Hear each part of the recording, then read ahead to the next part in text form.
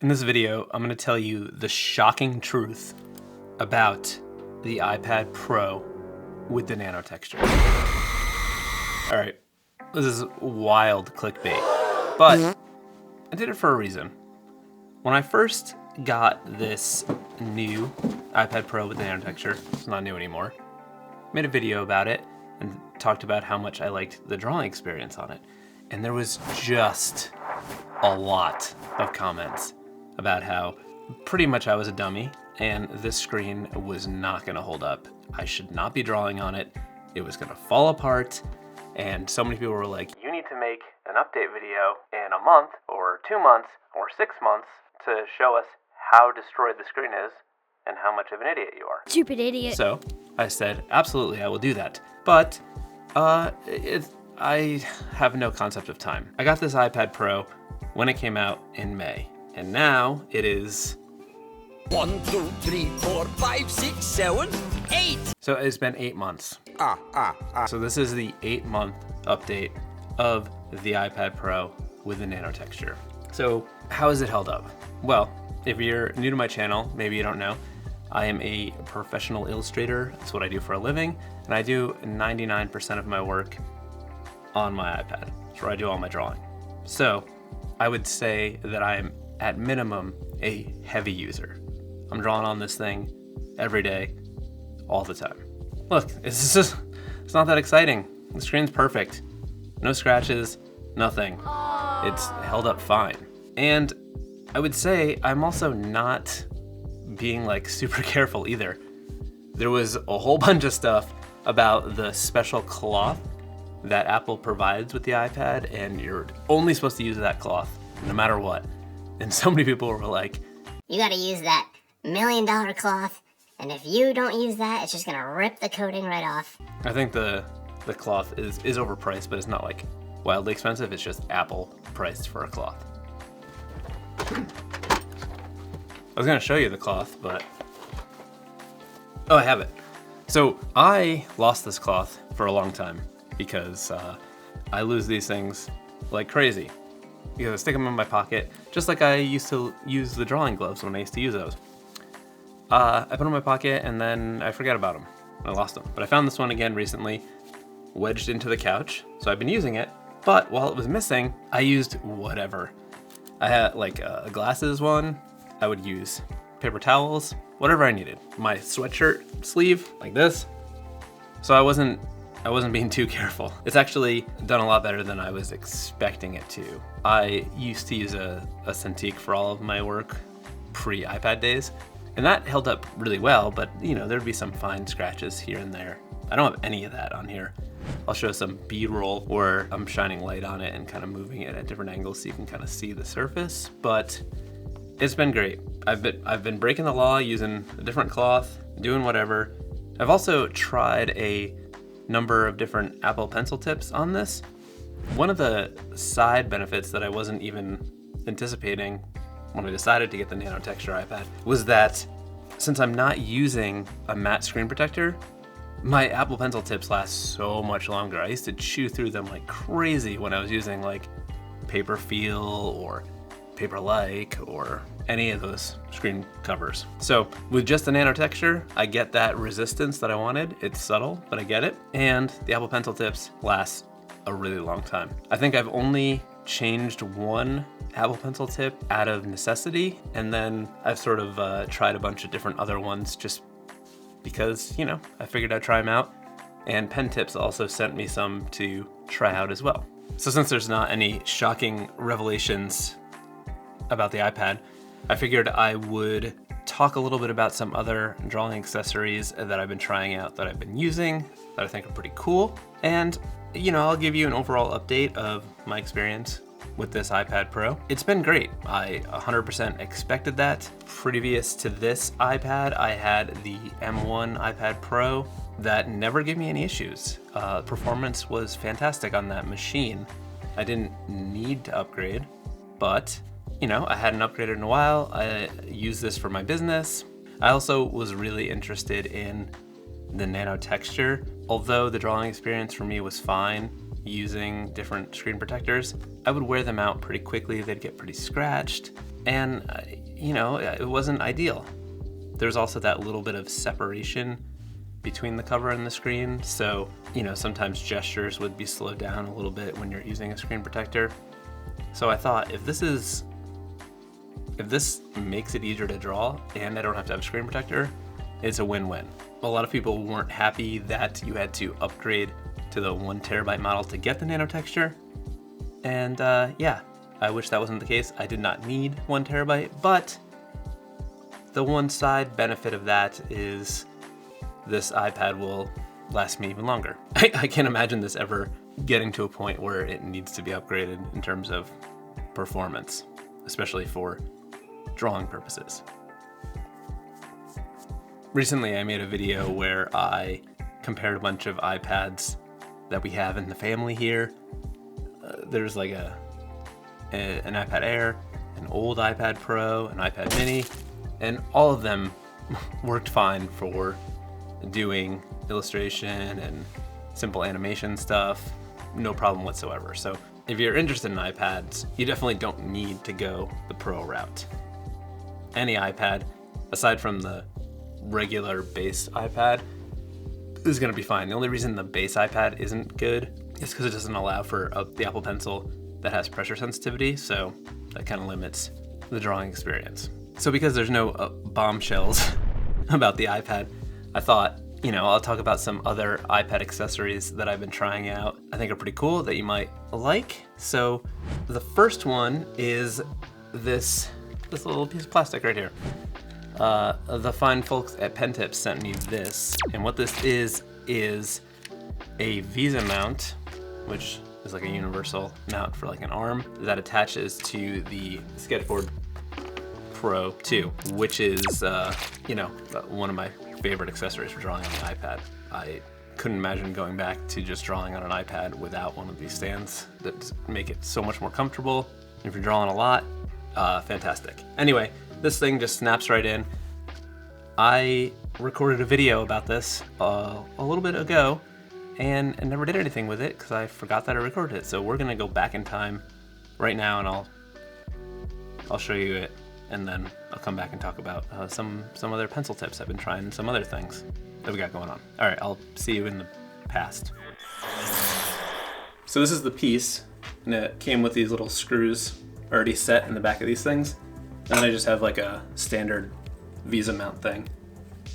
So this is the bottom. So I'm just gonna place this on here and then just put little screws in. A few minutes later. And this should just snap into the back of the Sketchboard Pro.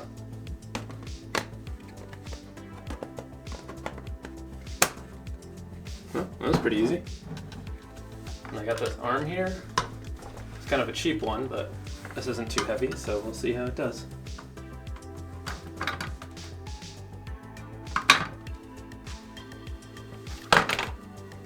I'm noticing here that the sketchboard thing is upside down, which means I'm an idiot. I'm gonna flip this over. A few minutes later. All right, so I got my iPad in here, and now I can just slide it onto this thing. Move it down. Let me just secure it in the back with this little screw.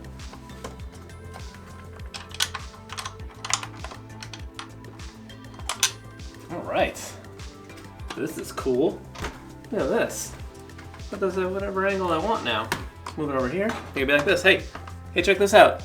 Look at my drawing up here. I made this. Oh, did you want to see it? Look at this, you could move it all over the place. Imagine like if I had a better arm, like this arm is kind of hot garbage. If I had one like the one that's on my Cintiq, I could put this nice and low, but this is cool. All right, let's talk Apple Pencil tips. So I mentioned that they last way longer with the Nano Texture. I really like the regular Apple Pencil tips on this one because I don't find that I need extra resistance, though I have been using the Pen Tips 2 Plus pencil tip quite a bit. So this one, these are just a little bit softer. I can't decide if I like it better all the time or just some of the time. The only thing that I don't love about it is I find that it can be a little sticky, like in terms of resistance if I'm trying to like sketch quickly. I love it when I'm doing final line work and just wanting a lot of control. It actually feels really good right now. I think if you haven't wiped your screen in a while and it's a little smudgy, sometimes it can get caught on those things. I think if you had the bare glass, I think this would make a big difference. And if you have the nano texture and it's just like a little too slippy for you, I think this would be a good middle ground. But for me, the regular ones work well. The other side benefit of the Pen Tips 2 Plus is they're way less loud. Like if you're tapping things, it's softer. So it's not like a click, click, click, or tappy, tappy, tappy, as you get with the regular Apple Pencil tip. And then I have a wild card one that I actually tried out when I first got them. And I remember there was something about them that I didn't love, but I can't remember what it is, so we're gonna experience it together for the first time. So Pen Tips sent me these crazy felt. They're like purple. You see this color? You see what I'm talking about here? It is fuzzy, soft and fuzzy. And when I saw these on their site, I was excited. I was like, ooh, is this gonna feel like the felt tips that I used to use with the Cintiq? But those were like thin. This is just like a fuzzy marker. Let me refresh my memory on it. One thing that I remember that I wasn't that crazy about, and it's the reason why I don't like the things that go on top of the pencil tips, like the regular pen tips sleeve things, is they make the tip a little too fat and it feels like I'm trying to draw with like a crayon or a marker. It's like a really nice, smooth, soft. This feels way better than I remember actually. It's like a good ASMR, that's for sure. I wonder, maybe I just didn't like the width of it? Because right now, I think it feels a little less precise because it's so fat, but the way it feels on the screen is nice. Wow. It sort of looks like it's flattening out immediately, but I don't know if that's just because it's soft. It is very satisfying and such a nice soft. I think I gotta spend more time with this one. I don't know, it's like, can you see this like getting flat on the top? I don't know if that's just like the material. It just looks like it's gonna wear down so fast. I think I'm gonna use it a little bit more and then I'll try to remember to let you know. Look at it, it's purple. Can you believe it? And the other thing I wanted to tell you about was this new Pen Tips pad, which is a wireless thing, but I have it plugged in right now because I forgot to charge it and the battery died. But you may have seen this in other videos. It's made for Procreate and it has all these preset buttons that do lots of cool stuff in Procreate. So if you're a regular on my channel, you know that I prefer Fresco to Procreate. So I was thinking, hey, does this thing do anything in Fresco? Is it at all useful? Turns out it does some stuff. It's not as functional as it is in Procreate, but it does do some things. If you were very serious, you could relabel some of these. Some of them work as is, but some of the Procreate buttons do different things in Fresco. For example, if you hit the layers button, which opens up the layers in Procreate, when you're in Fresco, it gets the selection tool. So the picture is not useful, but it is kind of cool to have a button over here where I can just go to the selection tool because it's something that I would use relatively often. And then right below that is I think it's the full screen control for Procreate. That one selects the brush. So having these right up below, and let me show you. So this layers one here gets you the select tool, and then this one gets you the brush one. And these are two things that I use relatively often. So I can just quickly toggle to the selection tool and then go back to the brush tool. So I could just maybe put a little sticker over them if I wanted to, and that would work well. There's a button below that. I don't remember what it does in Procreate, but it doesn't seem to do anything in Fresco. And then below that, there's the scissor button, and that will delete a layer. I think maybe it does the same thing in Procreate. Let me actually undo that and see if we make a selection and then do the cut. Yeah, so it'll either cut the whole layer if you don't have something selected, or if you have something selected, it'll cut that. Next to the scissors is the copy, and that works too. So you can copy that and paste it with the button next to that. So cut, copy, and paste all work. That's cool. This other one, I don't know what that does in Procreate, but it doesn't work.